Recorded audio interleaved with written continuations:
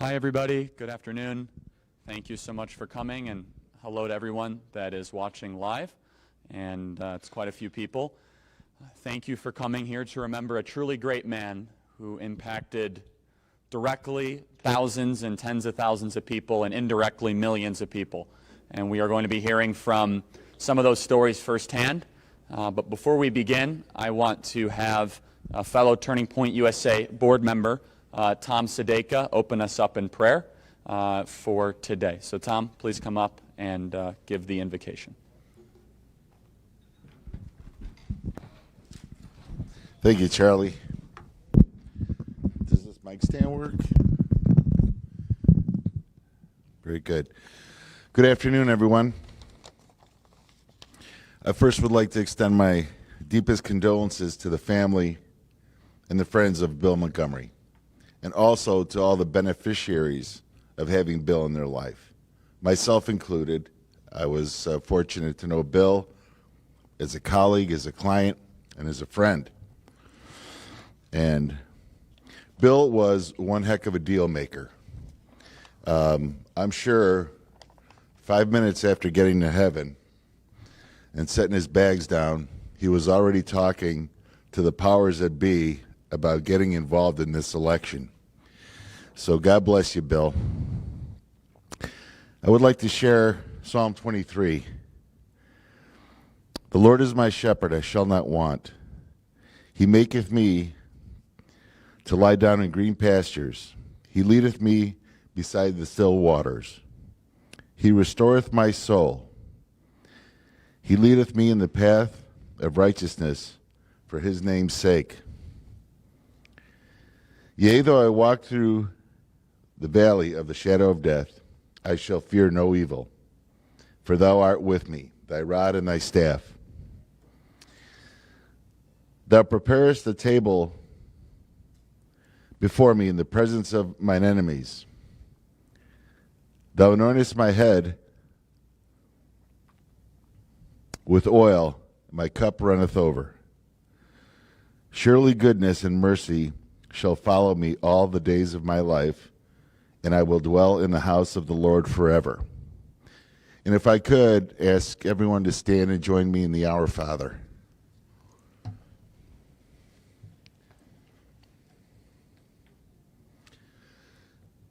Our Father,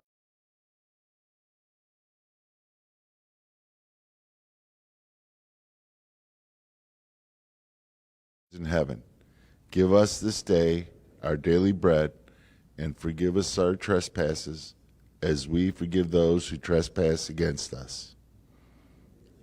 Into temptation, but deliver us from evil. For thine is the kingdom, the power, and the glory forever. Amen. God bless.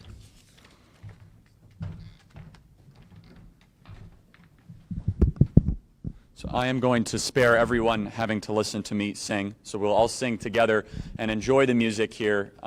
Sing as you want to. Bill, one of Bill's favorite songs. I remember driving through the hills of Missouri with Bill, and this song just happened to play on the radio. It was like 2 o'clock in the morning, and it's the Battle Hymn of the Republic. It's a beautiful patriotic song. So we're going to get the music, and please stand and enjoy the music or sing along as you so choose in honor of Bill, and then we will hear from a couple other individuals. So please stand, and thank you.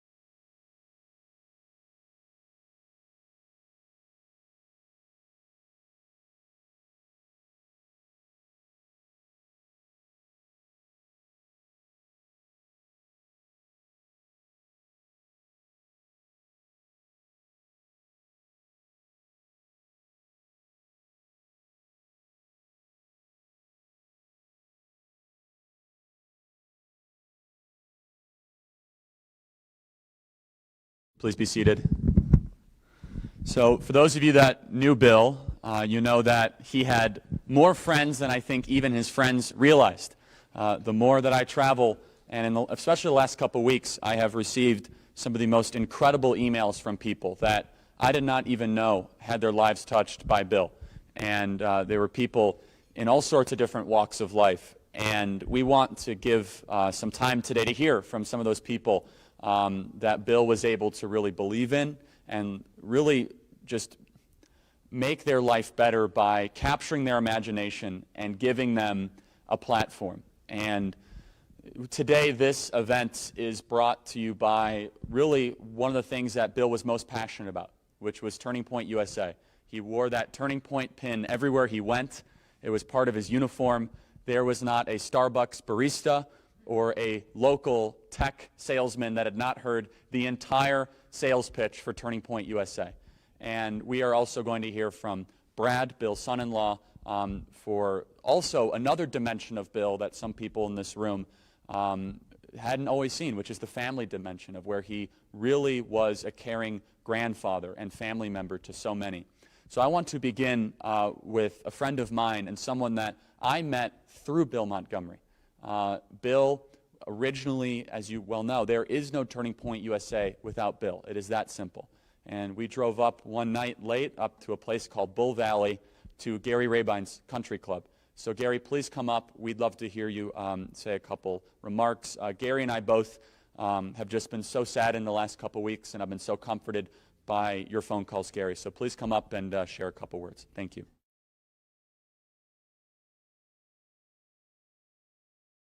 Charlie, so when I think about Bill, I tell you what, I think about three simple things. I think about selflessness. I think about inspirational.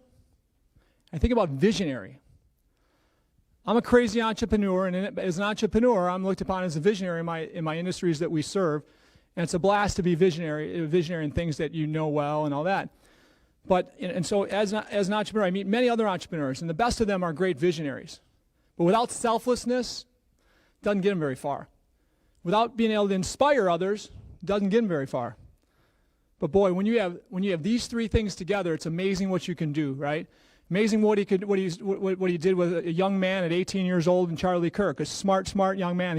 He identified this mind, this incredible mind, and said, "Wow, this kid could change not only our college campuses, not only our country, but man, if he can do what they both put together, they could change the world." Because without America as this free country, this country of capitalism, and this country that innovation, breeds innovation and ideas, right? If this goes away, the country is a terrible place. But the world is even worse, right? The world doesn't have that beacon to look to. So his vision went so far beyond what anybody had ever seen.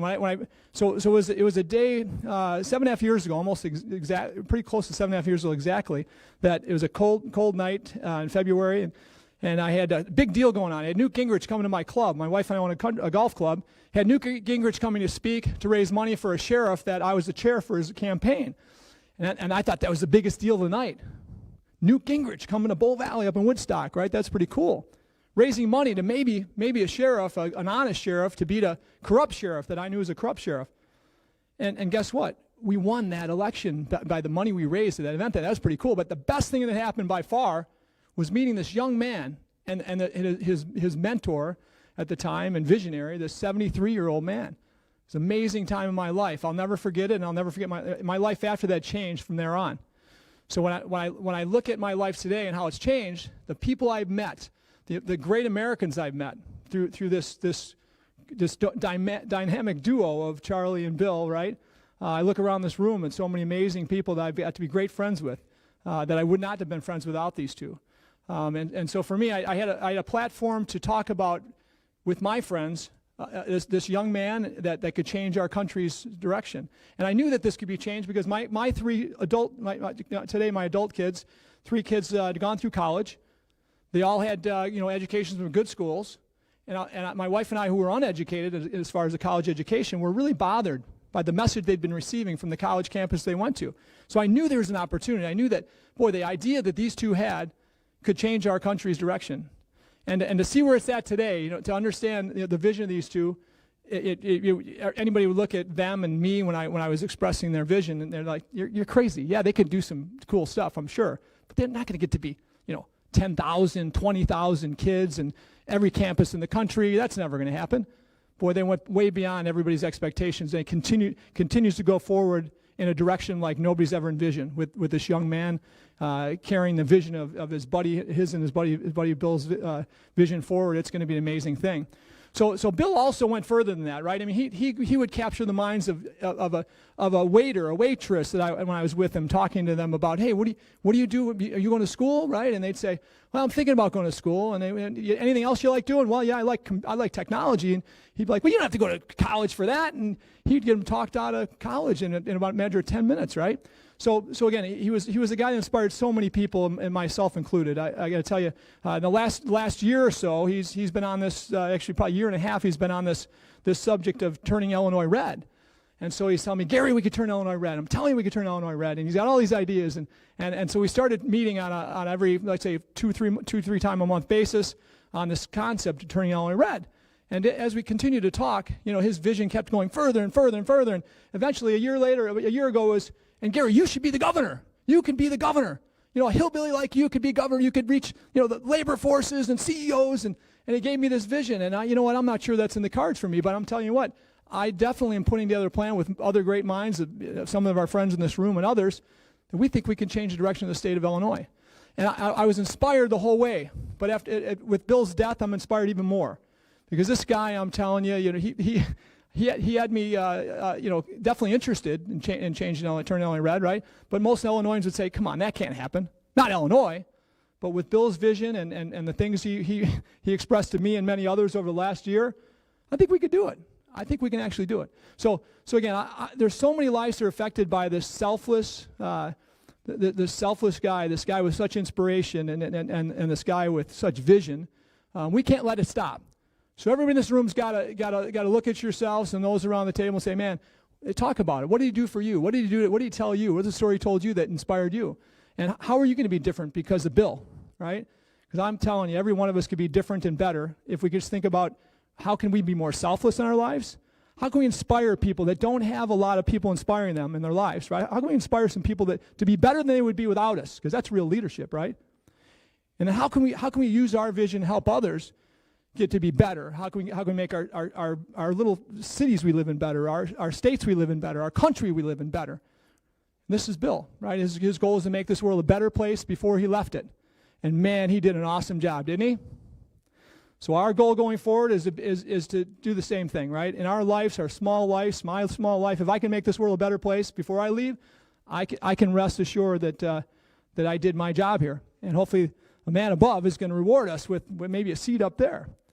So, and I can imagine Bill looking down right now and probably with a bunch of angels and saints around him saying, hey man, how can we help over here? What can you do, to help what's going on down there, right? We need your help. So Bill's rallying the troops up there to help us in this next election and going forward in all our lives. So God bless Bill, and thanks for the opportunity to speak.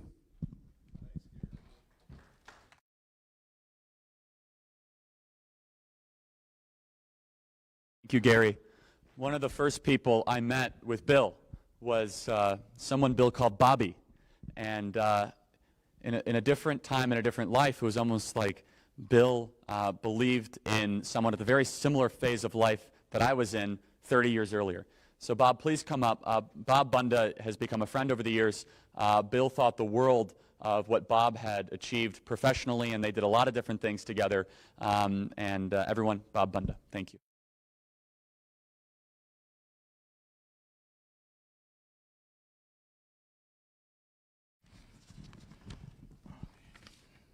Well, good afternoon. Like Charlie said, my name is Bob Bunda, and it is such a great honor to speak about someone who meant so much to me. He was like a father figure. A man who saw potential in so many people and pushed them to be the very best that they didn't even know they had in them. I met Bill before most of Turning Point was even born, most of the people that are part of it. 25 years ago when Bill Clinton was president. My sister got me a job as a busboy and a waiter at the Strand Cafe, and I worked there for 6 years through high school and college. I was part of a group back then, before Turning Point, it was called the Young Americans, or the Young Republicans, in high school, and Bill absolutely loved and encouraged me to be part of it. Every night while I finished up work, we would talk about life, what we loved, and everything that was going on in my life. I truly believe God puts people in our lives for a reason and because we need them. I truly believe that God put Bill in my life because I needed him. During that time at the Strand Cafe, Bill mentored and guided me through every aspect of my life. He helped me pick a college. He helped me pick a career. He even helped me ask out the woman that would become my wife at that time. He sat down with her and a friend, and they were having dinner, and he came up to me during a busy dinner service, and he said, "She's way out of your league, but you still need to ask her out." And I could only assume they had the same political views. I asked her to marry me many years later at that same restaurant with Bill there. That time of my life was so important to me, and Bill helped me with the foundation of my life. After college, Bill helped me start a business.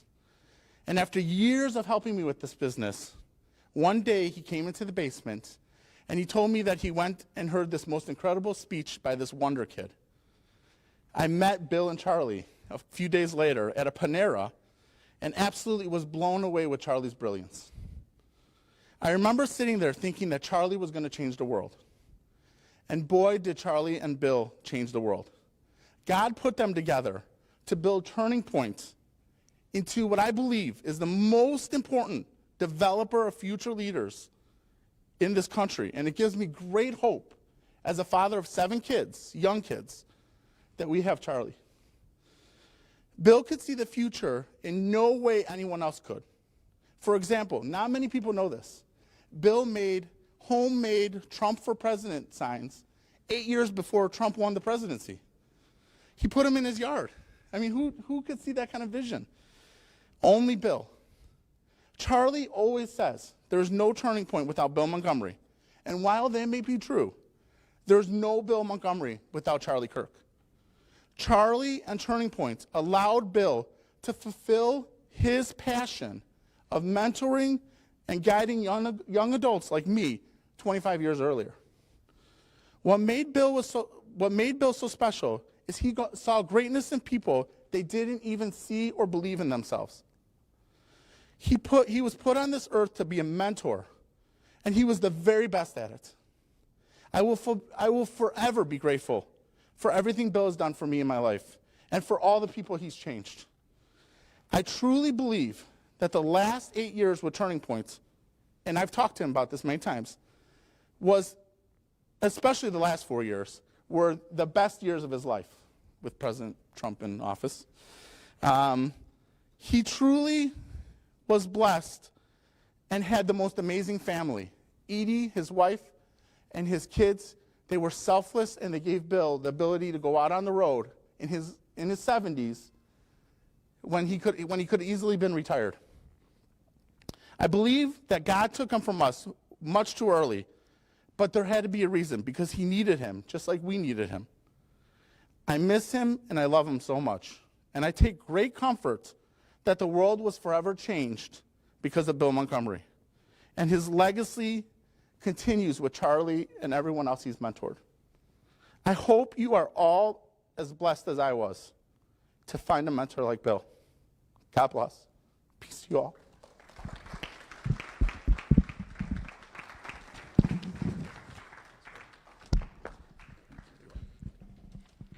Thank you, Bob. That was beautiful. Before, we actually have 1 or 2 other additions to the program. And Eva, are you comfortable coming up? If so, all right, terrific. And so, very powerful couple words about Bill. And thank you, Eva. So. All right, thank you for letting me speak.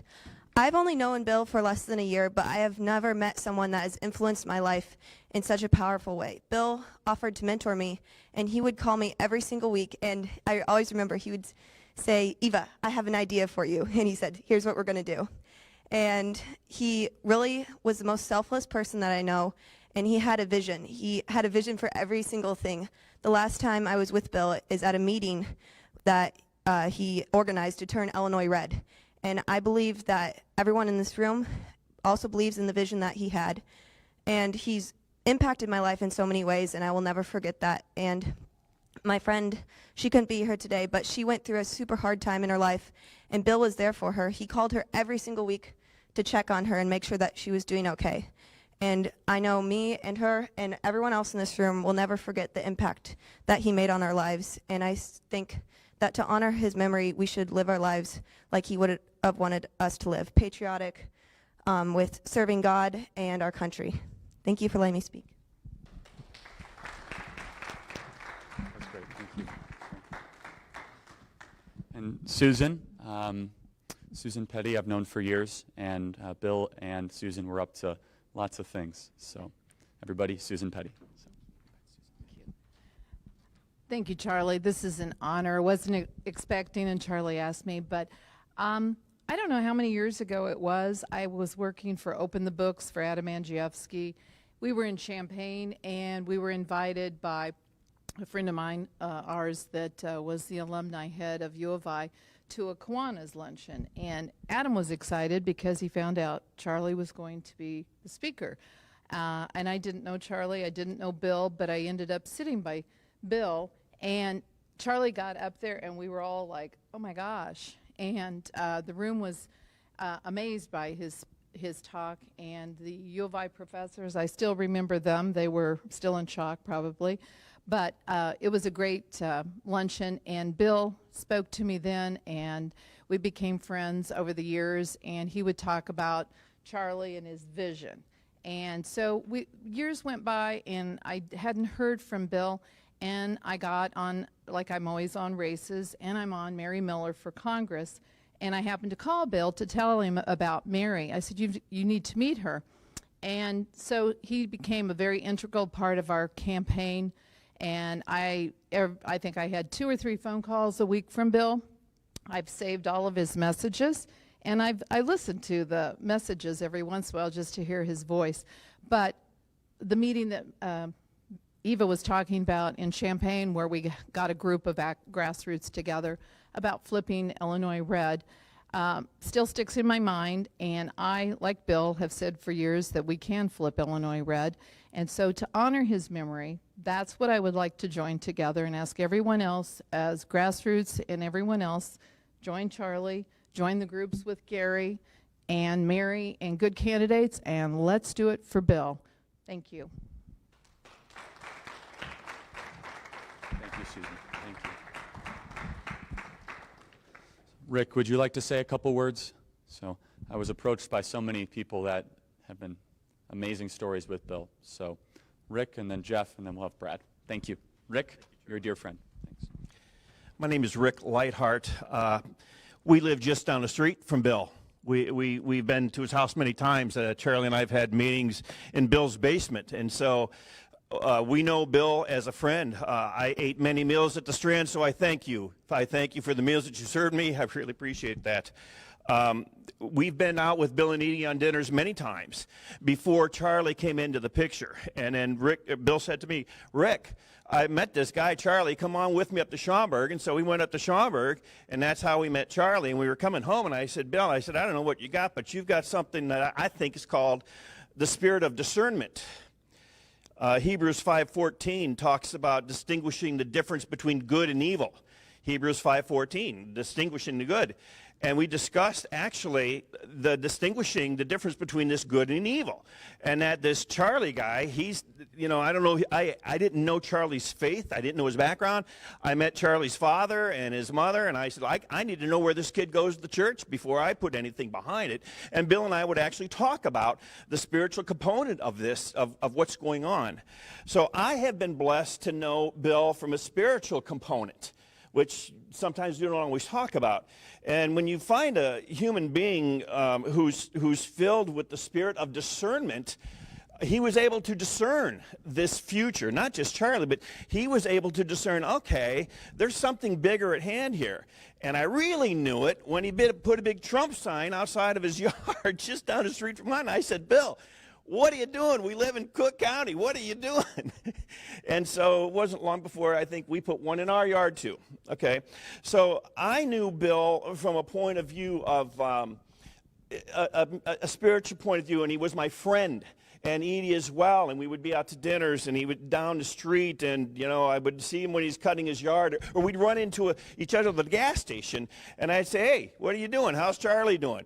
Well, we talk a little bit, and then we meet at Starbucks. We'd meet at Starbucks, and we'd say, okay, I also, a couple of months ago, I was blessed to have Bill come and speak at the Lamont Writers Guild. I'm a writer. I've just finished a book, and I belong to the Lamont Writers Guild. And I told the guild, I said, have you guys heard of Bill Montgomery? Oh, yeah, we know him from the Strand.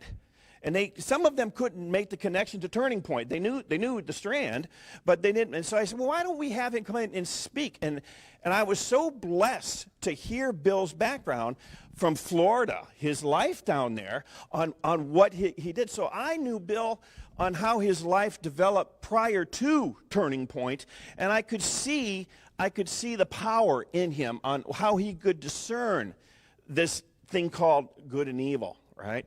So I've just been blessed by Bill, certainly by Turning Point and Charlie, and the prayers for everybody, but I knew Bill from a friend of a position before he got involved, and I just knew him as a man and my neighbor, and I'm just blessed by it. And so I'm so glad, Charlie, he's met you, and you and him have because I've seen the solidity. I've seen it happen. And I knew Bill's point of view when you're in Washington or you're in Arizona. And then I talked to Bill, and okay. So I just want to convey something about Bill Montgomery prior to Turning Point. And this was a man who did have a vision. And he was so soft, and his voice was so soft. And so when we started wearing ties, I knew I had to keep up with him. I could never find a tie that could keep up with him, though, because he said, you got to wear these fancy ties, Rick. You got to do the fancy ties thing. So I just want to thank all of you and just say that this Bill Montgomery guy, was someone who doesn't come along often. And you think about some biblical characters who see, well, how did we know about David? How do we know about, how do you find these leaders? How do you find, there's always somebody behind it. There's always somebody behind it. That's what Bill Montgomery was blessed with. Thank you.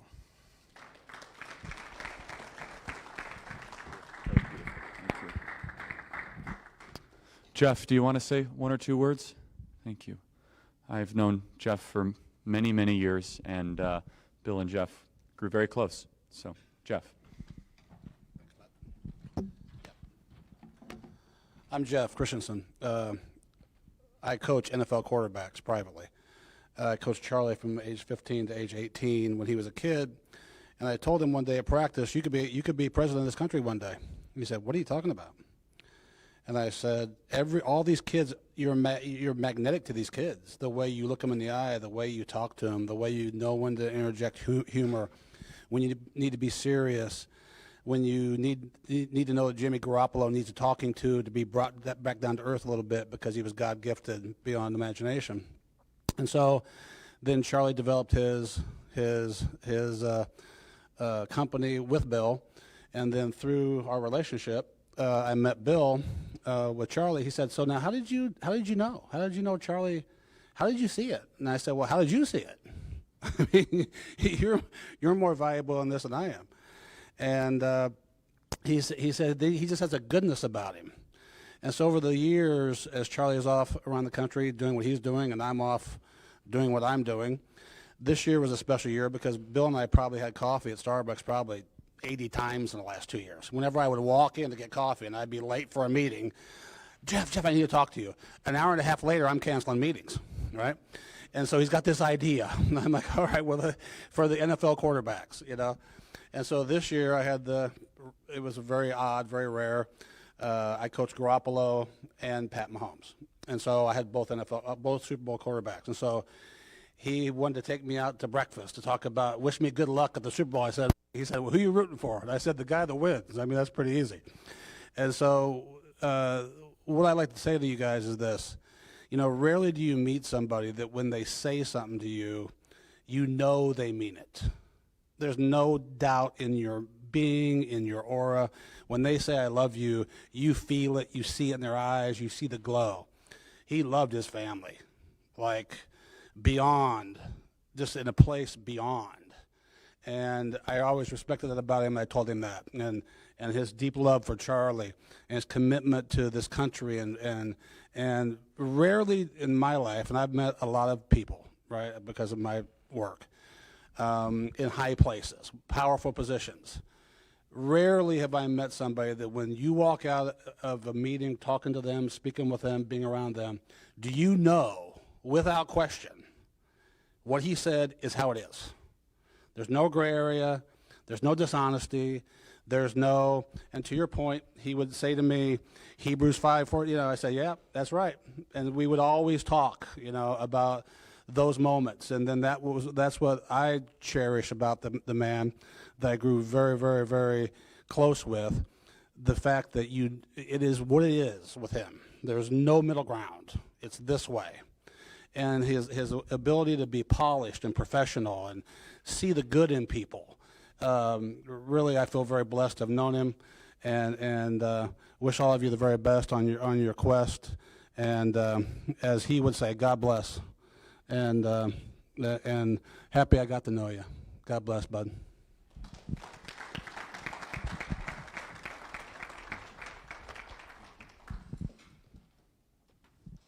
Some of you know that Bill really cared about his family time, no matter what it was, no matter who he was with. If Edie or Brad or Michelle or anyone from his family called, he had a very interesting ringer. It drove me nuts, quite honestly. It was, if you guys were around it, he had the flashlight on his iPhone, and it was the loudest decibel ever. But it doesn't matter. He'd look at his phone, sometimes upside down, and say, oh, I got to take this.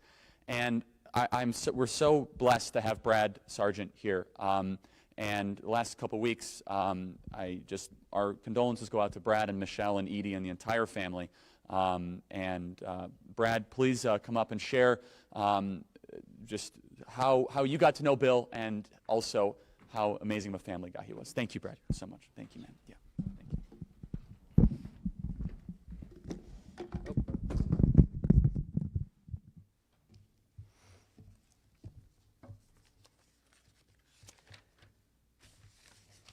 Gonna need these. Too many props. Good afternoon, everybody. My name is Brad Sargent. As Charlie said, I'm Bill's son-in-law. He was my father-in-law. First thing I want to do is thank Charlie, thank Turning Point USA for asking me to be here today to say a few words about the guy I've known for so many years. Love this picture about him because it really captures that smile that those of us who spent a lot of time with him know. He always had a little something on his mind that he was keeping hidden from you, and that smile captured it perfectly. I spent some time in the last couple of days thinking about what I was going to say today about Bill, and I like to think that I'm a great public speaker who comes up with all kinds of unique ideas and unique concepts, and after Gary and Bob and Eva and others, I realize I have almost nothing unique to say about Bill Montgomery. And that's a real testament to Bill, because Bill has always been the same guy. If you've known him in the last decade, in what I'll call the turning point period of his life, I want to tell you that he was the same guy 30 years before that. I moved into this little town of Lamont in 1987, and I started hanging out where my friends did in a little diner in town. It was just a breakfast and lunch joint. It was not very sophisticated. It later became the best Cajun restaurant, and that's a little nod to my mother-in-law who's home watching this right now, in Chicago. But before that, it was just a diner. Best breakfast in Chicago. But I was a semi-employed laborer in construction going through divorce, going through recovery, trying desperately to piece my life together with 2 little kids who I brought into this place on the weekends. And I would race home from work, get home by 4, the Strand closed at 5, and there was a guy down there that owned the place that I loved to go and talk to. Just shoot the breeze with the guy. He had these Life magazines from the 60s on a rack, and Time, and Mad, and these old things. And I was intrigued by what this guy had to say. But more importantly, and more true to Bill Montgomery, and more the guy that you all know, he was much more intrigued by what I had to say. He could have easily big-timed me. He owned this diner. Now, it was a pretty humble place, but who was I? And again, I was 27 years old. And Bill cared about what I had to say. And Bill listened to me. And I think that's an experience that so many of us in this room and so many of us watching this on the internet share about Bill. That he really cared about what we had to say. Like Bob, years before Bob, I met my wife through Bill at the Strand. His stepdaughter, Michelle, is the absolute love of my life. And I want to tell you, we've made references to Edie, and I do want to correct something that Charlie just said without stepping on any toes. Charlie, I don't know if I've ever called Bill on his cell phone. But when those phone calls came, I'm going to tell you, we know 99 out of 100 of those were from Edie. And when Edie called, that's the kind of husband my father-in-law was, he stopped whatever he was doing and took that phone call. So when you marry her daughter or start courting her daughter, that can often be a very challenging path to choose in life. But I want to tell you, my wife was worth every moment of it. And Bill was a tremendous mentor to me in navigating a field with a lot of mines in it, let's just say.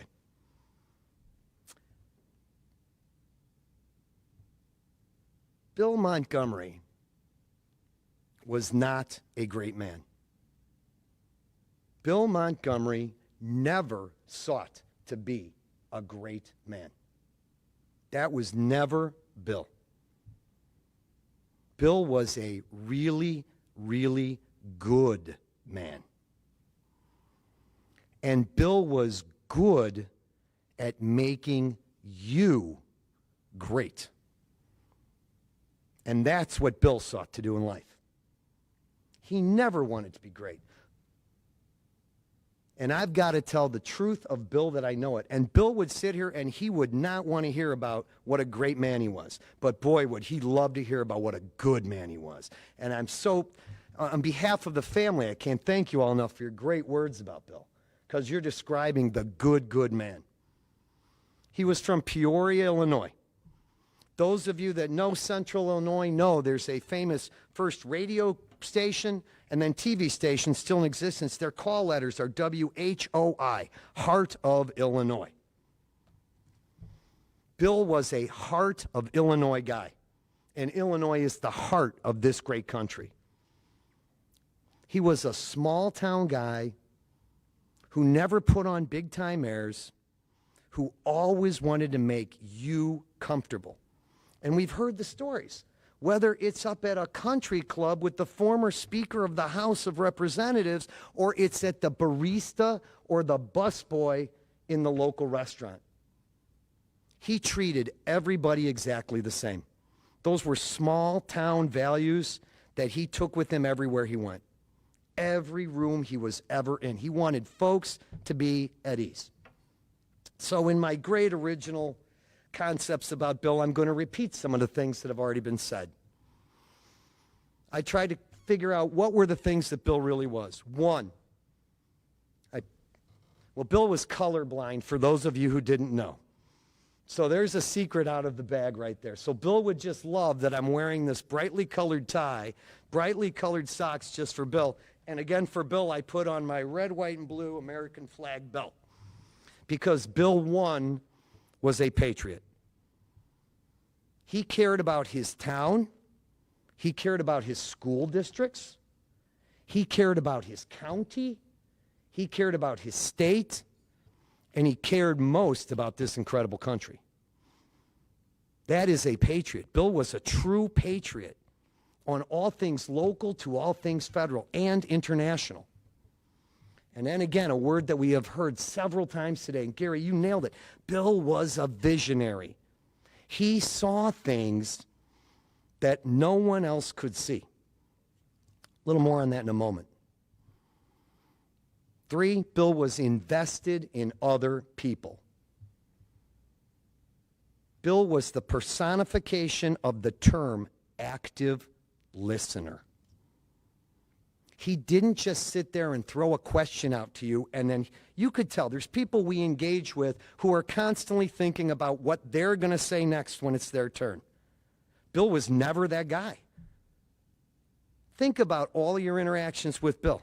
He was never that guy. He really wanted to know what you had to say, and he listened. A really active listener. Last but not least, and I have to credit Charlie, I was talking to him about this at a private family ceremony we had last week, and describing what I wanted to really share about Bill, and Charlie hit the word right on the head. He was magnanimous. Now that's a big-time $1,000 word. The definition of magnanimous: generous or forgiving, especially towards a rival or a less powerful person.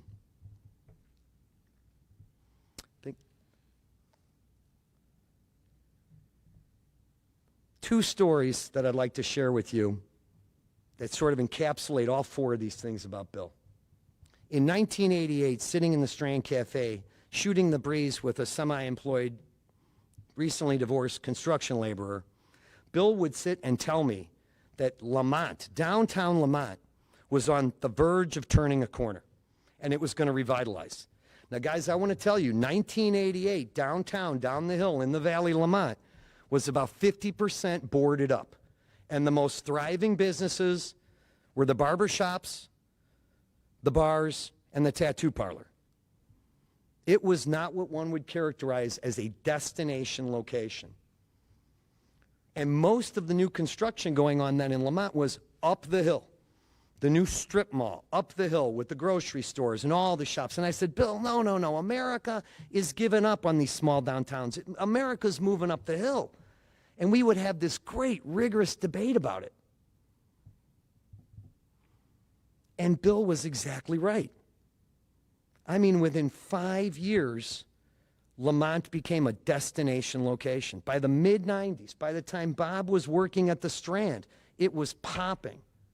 And it has been a destination ever since. It has been. He saw that when other people didn't see it.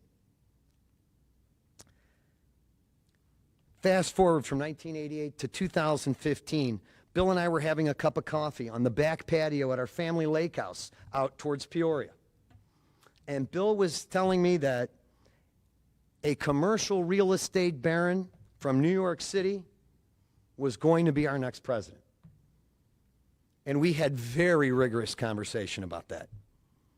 Very rigorous conversation about that. And I simply said, Bill, it's just not going to happen. And I laid out my arguments for why that just couldn't happen. Bill insisted no, and he laid out his arguments for why. And again, he saw something, as people have said, that other people just didn't see about his town and about our country. Now, here's the thing about Bill. It was easy for me, as his son-in-law, to look him in the eye and say, Bill, you were right. You were right. That's the magnanimous Bill.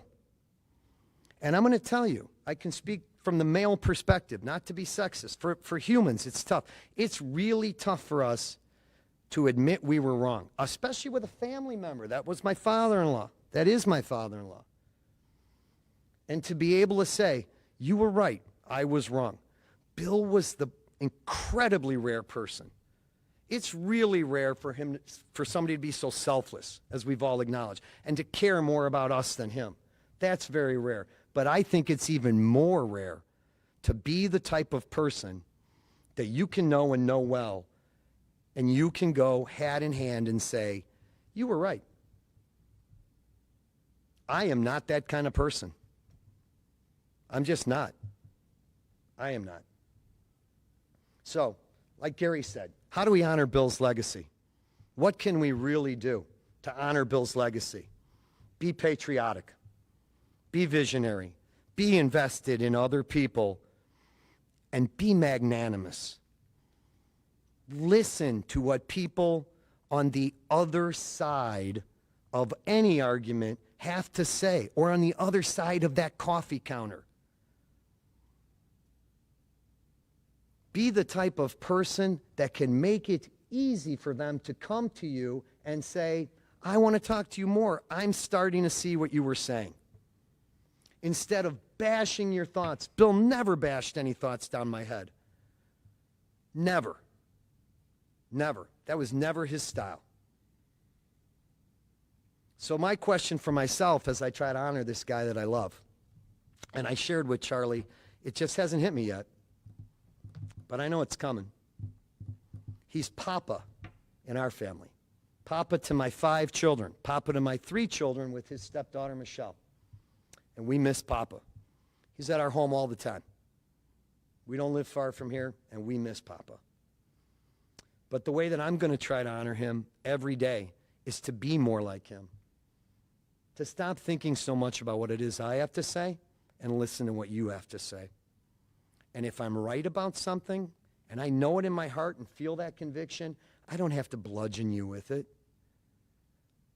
If I make it easier for you to come back to me and say you were right, I've just converted you. And we all stand here today as converts for Bill. Thank you. Thank you again for the opportunity to speak.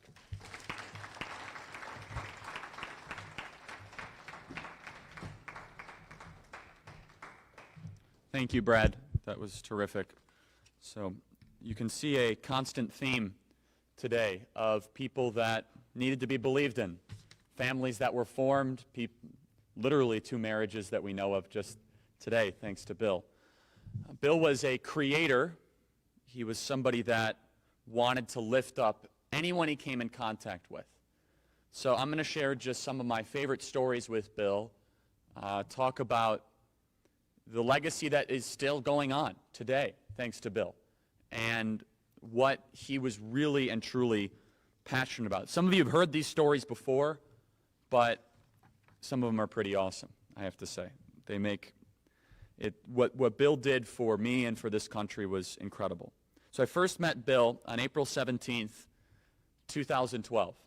You see, more so than almost anyone else, when people talk about Bill, they almost know the exact minute they met him. They know exactly what they were doing. That's how you know that somebody's special. And sometimes, like, I don't really know how I met that person. Everyone almost always like, I met him right there, and it's just, his uniform almost never changed. I use that word uniform because it was very unique.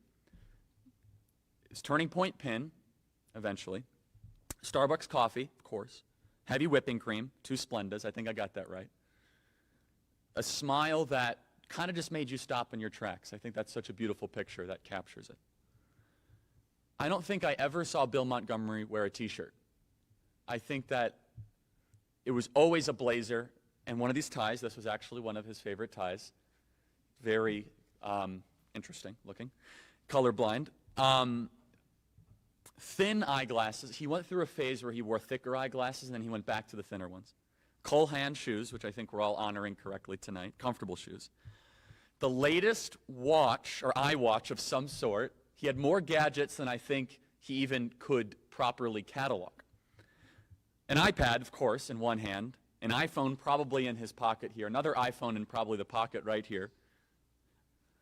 A pocket full of business cards. He would have his, right here, and don't know the correct term, just as many business cards as you could imagine to just give out.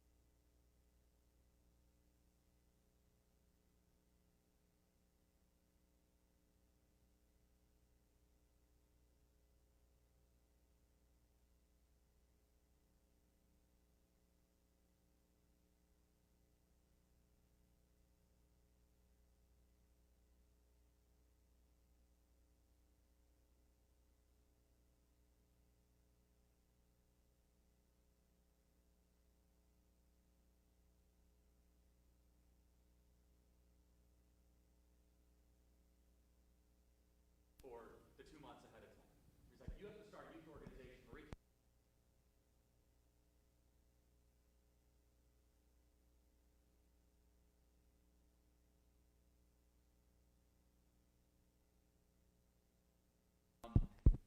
On June 3rd, thank you. On June 3rd, 2012, we went to CPAC Chicago, and Bill had cut out these little handmade business cards. So as you that knew Bill, he loved doing his own printing, right? So he had the little, and it just was very simple. It's like Charlie Kirk, and I just think we called it The Turning Point, just so you know. That was the original name, was The Turning Point. We obviously rebranded it from there. And then on June 5th of 2012, I called him. I'll never forget where I was. And I said, Bill, I think I actually want to do this thing for a couple months. And any other human being would have come up with the 92,000 reasons why this was a bad idea. You have no experience. You have no money. You have no connections. You're just out of high school. No one's going to take you seriously. None of that even just was not even just on the radar screen. It was, quite honestly, it was probably the Holy Spirit, where it was like, I've been waiting for you to call. It was like, almost like, yeah, I've been waiting for this. It's almost like he saw this whole thing playing out, whether consciously or it's just, for those of you that believe in a higher power, you know exactly what I am talking about. And he's like, let's go. It's like, well, what do we do? It's like, just go. It's like, I'll drive and you talk. So that's basically what we did. So, and I think that the lack of understanding of what we were doing is hard to articulate, right? We would just show up at Tea Party rallies, Susan Petty being one of them. And we would just show up at an event, unscheduled, and Bill would go right up to the organizer 30 seconds before the event. And he'd say, I got a speaker for you. And they say, who are you? And you sit them down. He said, this kid, all these things. And I was always embarrassed. I was like, Bill, come on. He's like, no, just trust me. Just let me. He's always embarrassed. Honestly, looking back, I know exactly why he was doing it, but I just did not like it, right? But he would just go on and on and on. And they'd say, okay, we'll give him 2 minutes. So we'd go to Tea Party to Tea Party. We would just go on the Tea Party website and just show up. And then all of a sudden they're like, oh, maybe we'll let this kid speak a little bit longer. Maybe a little bit longer. Next thing you know, we would raise like $300, right? Like, well, we have enough to kind of almost do a bank account, you know, almost. And we just started to meet Bill's friends. We met Bob Bunda. We met so many people across Lamont. So that summer was very interesting, but every day it was insanely positive from Bill, no matter what was happening. I have a great way to describe Bill, and he never said this, but it's so true. It's like the best thing about being surrounded is you could shoot in any direction. Like that's exactly how Bill viewed life, right? Doesn't matter what's happening. There's nothing but opportunities around you, right? It's perfect. So on July 4th of that summer, I got on Fox. We started to get a little bit more notoriety. And then Bill called me in late July with this crazy idea. And it's this next week would have been 8 years ago exactly, where it was the Republican National Convention in Tampa, Florida. I didn't know what a convention was. I thought it was like a hockey game, right, where you could just buy tickets and StubHub. I think Bill shared that belief. But it doesn't matter. These are just obstacles. You just go through them, right? That's what you do. Tickets? Who cares? We'll just go. So Bill said, let's go down to Tampa, Florida. I said, what do you mean? He said, we'll just figure it out. So I'll never forget, he sent me the Expedia itinerary. We were staying in Siesta Key. If you know anything about Tampa geography, Siesta Key is like an hour 45 minutes from Tampa. But Bill's like, I'd love to drive. We'll get up early and we'll go up there. Okay. If you know Bill, you know exactly the type of experience I'm describing. So we land. The first day's a hurricane. I don't know if you remember that. Literally, a hurricane hit Tampa, Florida. We go down to Siesta Key at a day's inn. And Bill would never tell this story, but he was having trouble that week medically. He never let me know about it. I found out this months later. He checked himself into the emergency room, solved the issue at like 3 o'clock in the morning, and came back in time to make sure that I had the coffee I needed to drive me back up. Never knew about it until that's the type of guy that he was. So we would hang around the Republican convention. Again, all I had was like these homemade business cards from Bill's basement, right? The Turning Point. We finally changed to the Turning Point USA. And so Bill, every 20 minutes, was just throwing ideas at me, right? And it's just a natural state of being to challenge that. Is when you just get it nonstop, you have to like be somewhat contrarian. You're like, okay, well maybe this is not going to work. I'm like, no, we're going to meet people. We're going to do this. Let's go hang out where all the people are hanging out. So if you've ever been to a convention, it's kind of like a fortified deal. You can't get past a certain barrier without credentials. So I thought you could buy tickets like at StubHub or whatever. Bad idea. But Bill's like, oh, we'll figure it out. We'll get inside. What do you mean we'll figure it out? It came to like the second to last day on Wednesday, which would have been 4 years ago, and we were just sitting in the Hilton. And Bill had struck up a conversation with somebody. And it's articulated in the book, Time for a Turning Point. And I went to just go charge my phone or something, and Bill came up to me so excited. He said, Charlie, I got us a pass. I said, what are you talking about? He got us a pass. He's like, we're going to go in right now. I said, okay. So I don't know what kind of barter deal he did. One of my friends named Evan was involved, but we got into the convention. But Bill didn't stop there. It was one thing that we're actually in the convention. He's like, let's go find Neil Cavuto, because I was on his show a month and a half earlier. And we hunted down Neil Cavuto, I'll tell you what.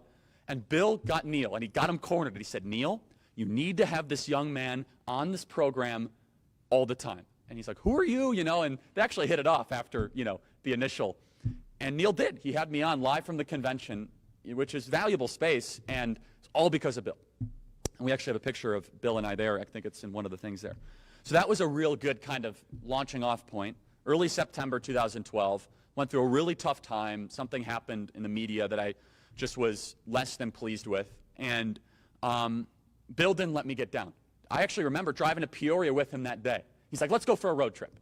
So why? So I don't know. He's like, we'll get it out of our head. So we went down to Peoria, and he showed me all the back roads of where he grew up, and showed me right by the river, and showed me the hill that his father raised him, and loved small town America. He loved driving the back roads. In fact, sometimes I would make a joke. I said, Bill, you're at the lake house. It's going to take you 3.5 hours to get to Lamont, because you'd always take the back roads and and it's like half a day experience. But he loved it, because I think he liked being in touch with organic America.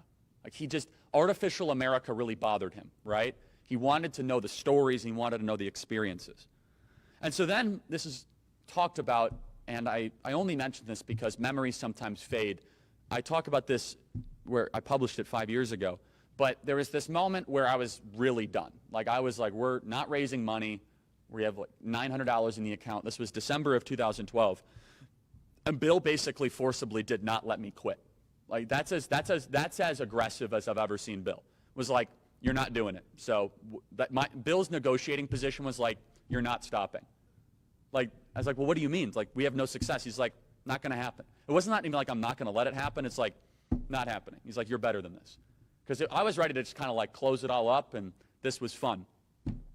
Didn't happen in the slightest.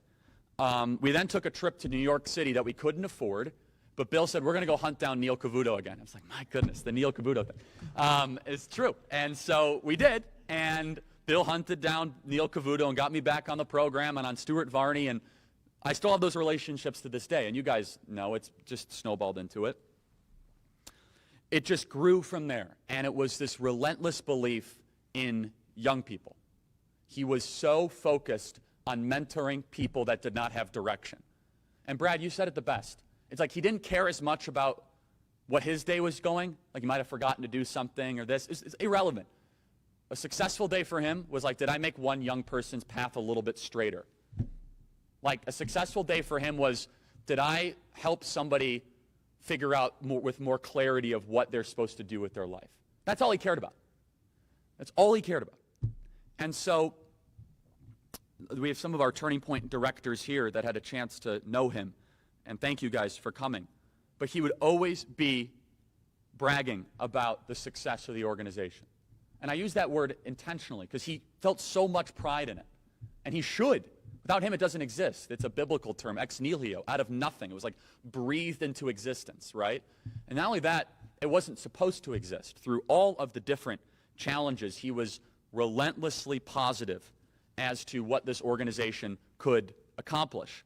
So I called that one encounter the Starbucks on a snowy afternoon. I was in Rosemont. It gets dark at like 1:30 in the afternoon around here, as you well know. It was just one of those unbelievably depressing days. Just ice everywhere. It was awful. And you would have thought it was 85 degrees outside and sunny because Bill was just as chipper as ever. He's like, this is the greatest opportunity. And no matter what happened, no matter what would happen, he said, but you haven't seen the positive yet that could come out of this. I'm like, Bill, what is the positive? Like, come on. And it was this incredible thing, right? Because it was a 72-year-old and an 18-year-old. It's almost poetic, honestly, right? Where you have someone who's literally 4 times older than the principal. And it's like the young person is constantly challenging the aged wisdom, right? And I think it would be incomplete to say that he was flying blind. He wasn't. I think that would be a misinterpretation of what Bill was doing. It's as if he had such a gut instinct and a path. He kind of saw all of it. And it wasn't that he was surprised to see the growth of Turning Point, because he would tell me, he's like, you don't understand. One day you're going to have staff, you're going to have an office, we're going to do all that. He donated that beautiful garage. It's for office space that we still use to this day, right down in downtown Lamont. You guys can drive by it after the service, 217.5 Illinois Street.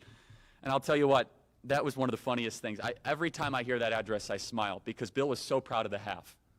He was so proud of it, because it was an opportunity to tell a story, right? So we'd be in a donor meeting up in Wisconsin or Ohio, and they'd say, I'd like to send you some money. What's your address? I said, oh boy, here we go. And he said, our address is 217.5 Illinois Street. And the secretary would be like, what are you, half? What is this, Charleston, South Carolina, right? And so he's like, no, it's a converted garage. If you're ever in Lamont, I'm going to show you around. In fact, you should move to Lamont, live there, and run for mayor. And they're like, I've known you for 20 seconds, right? And that's the type of guy he was. In fact, I believe he has more of a claim to the mayoral office of Lamont than any other human being. Like no elected official could ever believe in the city of Lamont as much as Bill. But it was almost like Lamont was a microcosm of his vision for the country. I drove around in that Thunderbird with him all across the Midwest. I did that once, all the way to western Iowa and back. And he loved small cars. He loved it. He loved that little race car of his. He loved the Mazda of his. And he had another expression where he used to say all the time, you never know. He always used to say that. You never know. And I just think that phrase was so embodied in how he approached every single encounter. It was from a belief that the next thing is going to be better than what we're currently going through right now. And we can call that optimistic. I think it's more like hopeful. And I think we have so little of that right now. It's like what we're about to go through could be the greatest thing ever. I have the words written down here: optimistic, magnanimous, positive. It's hard to articulate how many lives that he touched. It's actually ongoing. That's what the cool thing is that it's not actually a temporary number. In fact, it's going to grow forever. Think about that. Like sometimes when we remember loved ones, we say, well, he touched all these people. Well, we don't know. The fact is he might have touched all of Western civilization without even knowing it. Every speech I give, every chapter that our Turning Point USA students start, every person that graduated from Turning Point that has been influenced by what we do, it's ongoing. It's as if that light that he shined in the darkness is going through prism after prism after prism, and millions of people, all just from one guy. It's incredible. Never more than one phone call away, and I mean that. And so whether it be 3 a.m., 6 a.m., doesn't matter. He would always answer the phone he'd always answer the same way. Hello, always that kind of, he's ready to talk to you, just kind of handing it off to you. It was always pleasant. It was never like, what do you want, right? It was never like, why are you calling me at 2 a.m.? It was, hello, yes, of course, we'll get that printed. I'll drive you there. I'll deliver the books to your home at 4 o'clock in the morning. It's like, yeah, what else do you need? Always. The answer was always yes. The question was just, in his mind, how was he going to do all of it? His favorite place at some of our big Turning Point USA events, we've hosted the most amazing events that he believed in. He was always pushing me. I'll never forget it. We hosted our first Student Action Summit in Holiday Inn, and we thought we were like the coolest thing, right? We had 300 students there. We were in kind of a room smaller than this. I thought it was on top of the world, and Bill said, but it's just the beginning. I said, come on, Bill, let me enjoy it. He said, no, dream bigger, aim higher, think bigger. And I think that my staff is like this, so that's where he gets that from. Okay, so they're like, okay. And the answer is yes. But his favorite place at these massive conventions, back in December being the greatest example of it, 5,000 students, president, vice president, all these incredible people, Rush Limbaugh. Bill would come in and out for maybe one speaker, but no.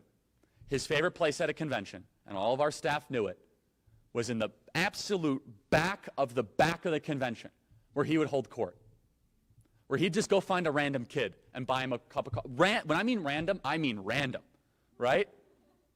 Just a kid that's just kind of standing in line, just looks like he's a little passive. And Bill would go up and be like, can I buy you a cup of coffee? They have no idea who he is, right? They have no idea. They don't know if he's a board member. They don't know if he's a speaker or a lecturer. And he's that massive turning point pin, right? Like the biggest pin ever. I think we did many different variations. He always is this big, right? He'd sit them down and he'd just talk, active listening, as Brad beautifully said, leaning into them. And then at the end of the conversation, and it was never Bill that ended the conversation, though. It was the student that probably had to go and do, right? Bill never ended a conversation, right?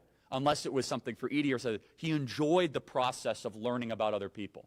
He embodied the biblical principle that every person can teach you something you need to know. He embodied that perfectly. And then while all the music and the lights and the laser beams are going off on the main stage, and ladies and gentlemen, introduce Rush Limbaugh, all this, Bill was pouring into a kid that needed it. And we have received so many emails at Turning Point of kids that didn't commit suicide because of Bill, people that are living healthy lives because of Bill, people that have their whole life together because Bill very well could have been front stage and center at the Turning Point USA Student Action Summit looking at what he helped build, right? He could have just been enjoying it, but for him he was like, that's on autopilot, that's fine. Who else needs me? Whoa, that's very deep, right? Because it's very easy to just be like, oh yeah, look at this incredible hill we've conquered. For him it was like, there's a kid out there that needs to hear something that I can lean into him. It's amazing. That's where he was actually most comfortable, to be honest with you. He was most comfortable in that intimate setting, leaning into other people. So here's 7 lessons that I think we can derive from Bill that are applicable. And then I'll get into something else, which is, first of all, and people say, how do we live on the legacy? I agree with all of that. And one of the things that I can smile, that I am very thankful happened, was last summer, and it was not easy, but we did it, where Bill did finally meet President Trump. That was something, the picture is right there, and there's actually a picture right there where I'm pointing at Bill, and the president's smiling because I'm telling the president, without him, none of this existed. And that was the one thing that Bill used to say, Charlie, I'm never going to ask you for anything, but I really want to meet the president. Because he was having the Trump for president signs made a decade before anyone even thought it was possible. I mean, he was months ago, actually back in April, he was Xeroxing me and scanning, I should say, all of these documents of things where he was just sending around pamphlets to local Lamont. Trump for president, we need a businessman. This is back in 2011.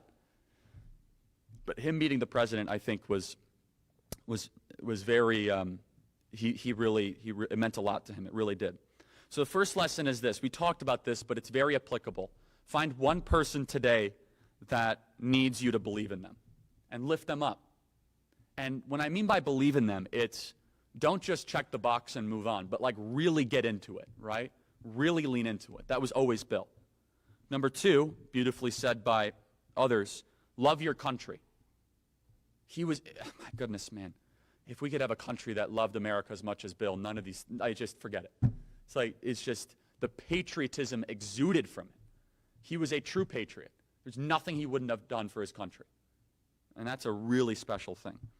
This is a good one, and I love this picture, is smile more and complain less. I think those are 4 good words. Smile more in your life and just complain less. He was not a complainer. He wasn't. He suffered at times from sciatica. He had issues that he could have always been complaining about. But he really lived the embodiment that age is just a state of mind. When he was around, people would always say, he is the youngest 77-year-old, the youngest 78-year-old I've ever met. Right? You feel like you were dealing with an 18-year-old. Smile more, complain less. Number 4, create the future that you can dream of. And he really showed that you can create something that makes the world a better place. Number 5 is anyone can change the world. Anyone can. There's no excuse. That is a living legacy of Bill. Number 6 is kind of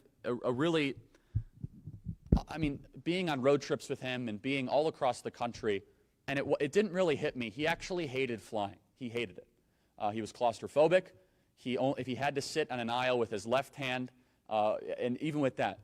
But he never he never told me that while we were flying around the country, right? Because he never wanted me to feel like it was a burden. I didn't know that until years later. But he still had that chipper attitude, which is to seize the day. Like every day as an opportunity, at the end of it, you could do something moral and something good. And I think this is the seventh thing, which is we all need to hear this in our country right now, which is that things can actually get better. Like that's I think we need to keep saying that things can actually get better. He embodied that better than any other human being I've ever met. It's like he didn't have no tolerance for many things. He had no tolerance for negativity, none. When people were negative, he was just impulsively using the weight against them and saying, but have you seen the whole picture yet? Like, no, Bill, things are bad. No, they're not. They're just about to be good. Like, no matter what it was. It's amazing. So a lot of us are here because Bill touched us individually, directly, or indirectly, right? And I want to tell you about the last conversation I ever had with him. It was on July 3rd. I was in South Dakota. Erica was with me. And it was the Holy Spirit. I hadn't called Bill for about a month and a half. And I had awful cell service. But I was sitting at a table, and there was all this political pageantry going on in anticipation of the Mount Rushmore thing. I turned to Erica, said, I got to call Bill. Kid you not, right? Stood up and went and called Bill. Looking at the beautiful hills of Rapid City, South Dakota, right there in the Black Hills. And Bill and I had the greatest conversation. It was just calm. It was mutual.